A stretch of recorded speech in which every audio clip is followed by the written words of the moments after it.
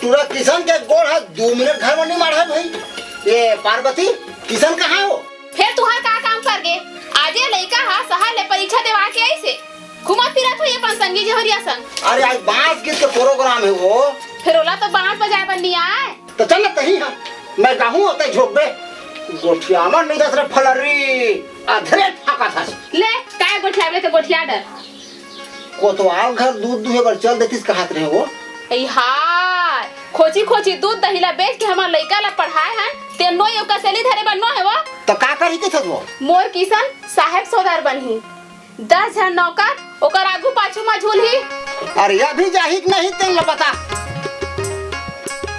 ओ दे आगे किसान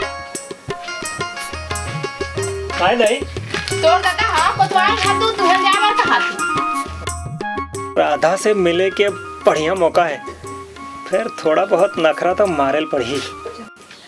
यार दादा मैं नहीं जाऊँ। हो झंझा बेटा लोहार धोबी कोष्टा सब के काम धंधा पर मशीन आगे है। अब कहूँ गाय दुहे घर में मशीन आ जाए नहीं ता सब राउत मन का करबो कान ला चपक के बांस गीत गावत बैठे रहिबो तरी नारी नाना रे भैया बोला तरी नारी नाना है ना।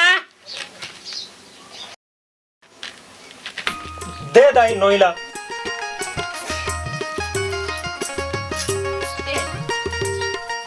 मैं ही जात हूँ।